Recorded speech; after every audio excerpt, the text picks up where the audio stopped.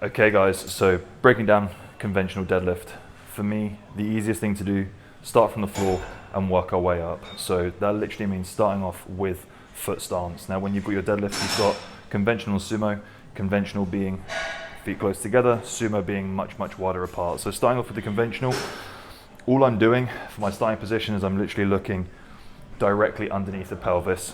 Feet may be slightly wider if you've got a little bit of tightness in the hips. Again, this is all going to depend upon mobility in the hamstrings, glutes, lower backs, and hip flexors too. So make sure you do your priming before we get into it, and you're going to feel a hell of a lot better. So stepping up to the bar, feet neutral position. The bar, ideally for me, I always like to start maybe just an inch off of the shins. Now for me, this is fantastic. If the bar's too far away, then what's going to happen is we're going to want to throw our knees a little bit too far forward, and then we're going to be utilizing the quads a little bit too much and not enough of the hamstrings and glutes. So make sure that bar's nice and close to us. Hands are going to go down just outside of shoulder width.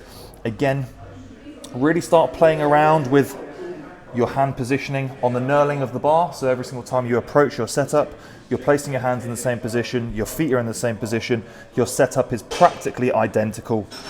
Then that way, when you step up to the bar, you'll get to a point where you don't even have to think about it. So with hands on the bar, understandably the hips are a little bit high. So first thing I'm going to do is just drop my hips down just a touch. Just a touch. We're not trying to drop them down super low, because then the hips are going to shoot up at the beginning of the deadlift, and we want to keep tension on those hips. The second thing I'm going to do, very small movement, is just slowly pull my shoulders back and down and take the slack out of the bar. Then that means that the first pull, first bit of motion, is going to be biting straight into the weight. Rather than taking the slack out of the bar, you breaking position, rounding that back, and then trying to lift from that round back position. So let's go through the full setup. Feet in neutral, hands just outside of that. Weight through the full foot, so contact through the heel and toe. Drop the bum just a touch, pull the shoulders back, take the slack out of the bar, pull the shoulders down, engage the lats, and then from there we push the floor away, drive your hips through to the bar. Control, slow down.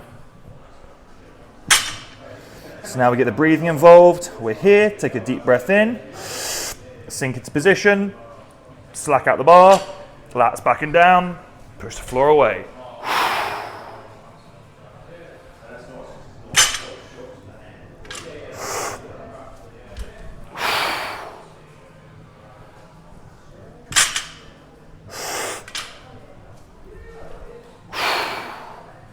All we're looking to do, drive those hips through to the bar, get those glutes working, get those hamstrings working, start breaking some PBs.